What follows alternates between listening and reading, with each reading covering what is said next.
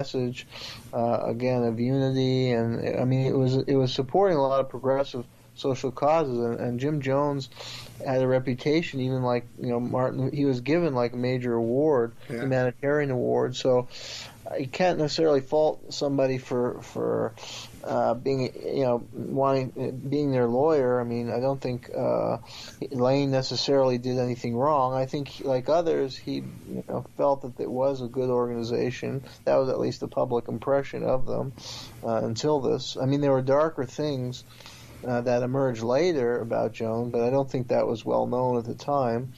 So I don't know if there's anything bad that he did.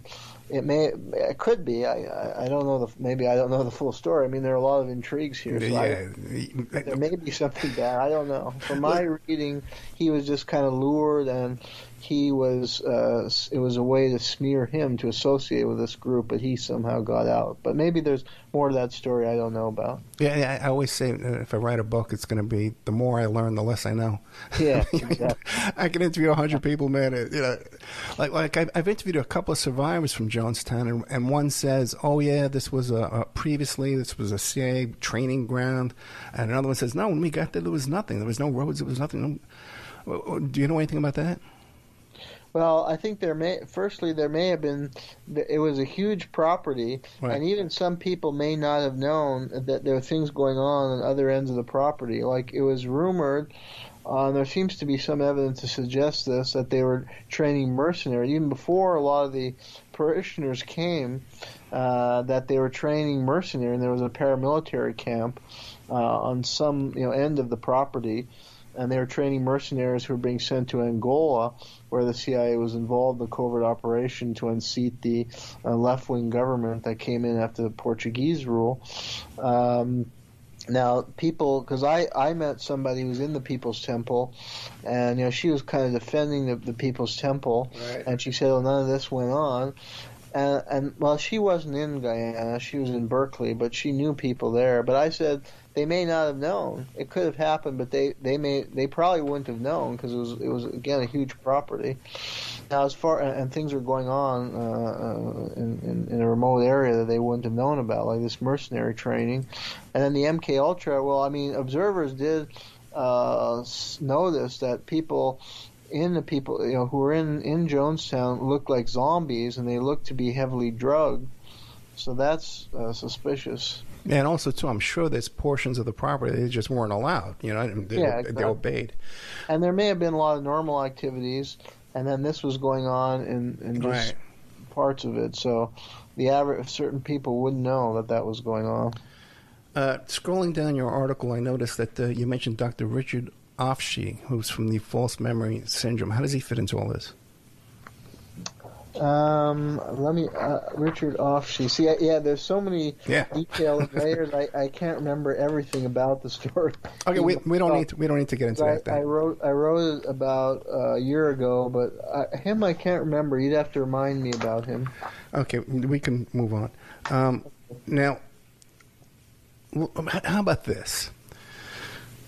Right around the same time, there were other murders that went on in San Francisco. One of them was Mayor Moscone. Now, how close was that? Was like days, right? Yeah, that came a few days after, and I was starting to look into that, and was thinking about doing an article about that case.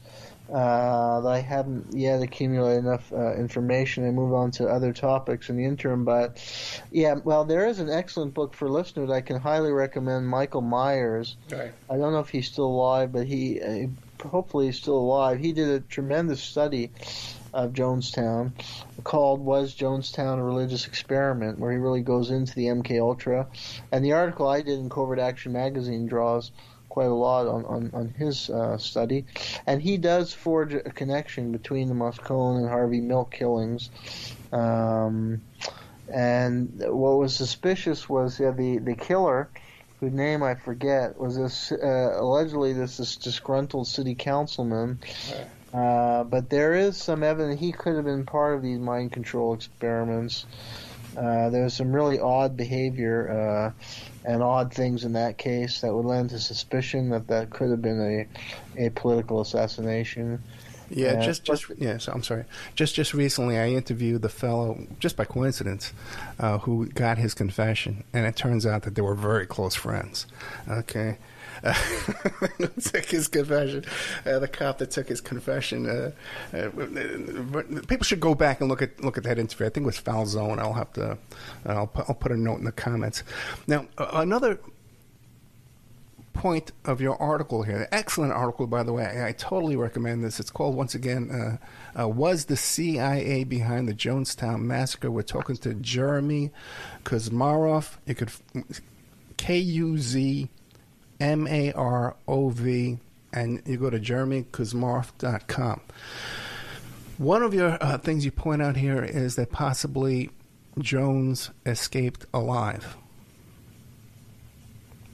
Yeah, oh yeah, and I see Offshee. Yeah, I was actually referencing, I just forgotten his name. Sure. This was this Berkeley professor who wrote this paper that, listeners can look up. It's called The Penal Colony. And he was the one advancing the thesis that MK Ultra, after it was officially shut down, moved into religious cults, and that Jonestown was a paramount case of that. So he's a very good researcher who's worth looking up. As far as Jonestown... Jones and whether he survived. Yeah, there's. It looks to be that way because there was somebody who looked like Jones who they found dead, but they said, "Oh, he's dead." Look, but actually, when they looked more carefully at the body, there were tattoos that made clear that was not Jones. Really. And then supposedly he committed suicide, but the gun was found too far away. If after you shoot yourself, you can't throw a gun. It would be right next to you. So it looked like that was staged. They kind of staged and the CIA uses doubles, and so that's a possibility that they created a double, or there was somebody who looked like Jones who was killed, but it's clear it wasn't Jones. So his body was never found, and he would have had a lot of connections that lead some researchers to believe that he could have escaped to Brazil. There were people who did get away, and he could have been one of them who went to Brazil. People got away by boat, and he could have. There's a good chance he got away and lived under cover. Yeah, one of the survivors even claimed that there were his passports were at two different locations at the same time. Like there were two Jim Jones with two Jim Jones passports in different countries at the same time. Are you familiar with that? Yeah, I read that. Yeah, see, there are a number of good researchers. One is, I think, Jim Hoogan, who has written some good analysis of Watergate and how that was a coup d'etat against Nixon. He did an important article on this topic, and he had some good information and insights about that, as well as Michael Myers. And there are a couple other, Offshee. So there's some really good research has been done on this topic for anybody who's interested in looking into it more. And yeah, that is something they found that would indicate, CIA. If there's two passports, that's a trademark of the CIA, and they're creating doubles for him, and it's all part of an intelligence operation. Now, what about Leo Ryan? I know his aide was convinced that there was a conspiracy.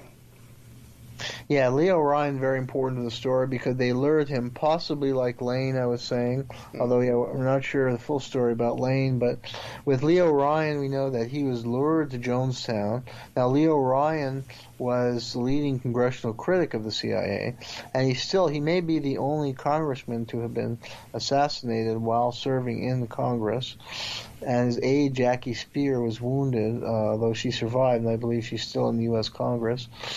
But he had sponsored the Hughes-Ryan Amendment, which this came around the time of the Church Committee, which had exposed abuse of the CIA. And the Hughes-Ryan Amendment was a major bill that would basically make it very difficult for the CIA to carry covert operation, and it had to be much greater congressional scrutiny and congressional approval, and it was really going to rein in the CIA and covert paramilitary arm of the CIA. So the CIA hated him, and he was lured to Jonestown. Apparently his daughter had been involved in a religious cult in Oregon, so he had an interest in cults. and they lured him there, and he carried out an investigation. And there had also been all kinds of stories, like the local media started publicizing stories like corruption with Jones, and there were some suspicious deaths of People's Temple members who there was suspicion that Jones may have been behind the killing. Now, this woman I met from the People's Temple dismissed these media investigation and exposés as kind of yellow journalism, and that was the even one of the newspapers she said was owned by Rupert Murdoch, and they hated him because he was Jones on the left. So that was her. But I think there were some serious criminal activity that Jones was involved in, even with regard to money laundering and these suspicious deaths. And that was in Ryan's district. So it was in many ways his responsibility to investigate the People's Temple and these allegations of corruption, criminality, and even murder.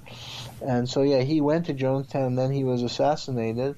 And it looked to be a professional assassination. It wasn't actually anybody from Jonestown. It was like a professional military operation. And there's a photo of some guy in army fatigues who looked like a Green Beret. And so Ryan was assassinated. That was, I think, important to this whole story, and that could have been one of the motives behind the whole thing, the way to get rid of the major congressional critic of the CIA. And then what? And then they clean up the camp by killing everybody? Yeah, I mean, there may have been several agendas at play, so that was one of them. And then there, I guess, other agendas maybe to cover, because Ryan maybe was going to expose what Offshee wrote about his paper, the Operation MKUltra, and the mercenary training, and the criminal activities of Jones and the CIA in all this, and other things. They were manipulating people and there were really unethical medical experiments that were going on here, and even some targeting the black population. I think Meyer presents it as almost like an extension of the Tuskegee experiment, where they were like experimenting on, because there were a lot of African Americans in the People's Temple, and it was in some way an extension of the Tuskegee Institute, where they're carrying out like unethical medical experiment that not far removed from Mengele and the Nazis did on Jews. So this was so horrible that the expose would be devastating. So you can tie all that together, and there is a clear motive for the homicides. If that all lines up, and then there's the Layton family was is another important angle, is that a big financier and supporter of the People's Temple was the Layton family, and the patriarch Lawrence Layton had been the head of the U.S. Army Chemical Warfare Branch, the Dugway Proving Ground in Utah. And he was also been supportive of a lot of covert experimentation, weapons development. So he may have been tied in with all this, and again, these illegal and unethical experiments that they may have been doing related to military operations and the CIA and stuff like that. There's a photo of Larry Layton, and he appears to be in custody. Anything happened to him? Yeah, that's the son. He was the only one who was ever arrested. Yeah. He was charged with the murder of Leo Ryan, but they said he looked like a zombie, and this would, I think, be evidence of MKUltra that he was a victim, because he looked like a zombie and it was like an out-of-body experience when he was arrested. So he could have been programmed to participate in this, although I don't think he was actually the shooter, because it was a professional military hit, and there was one image of a guy in military fatigues, a tall man in military fatigues, who appeared to be the real shooter. So Larry could have been a patsy who had been drugged and programmed like a Sirhan, and he was some kind of decoy or something in this professional hit. But he did go to jail. I don't know if he's still alive or what happened to him. I'd have to look that up. Yeah, it's very interesting because there's recordings of Jones' son ordering tortures, but for some reason he was off on some basketball game, some basketball tournament with 13 other guys when all this went down. I tell you, when you look back at this story, it is just so damn ridiculous. Yeah, I mean, it's really twisted. And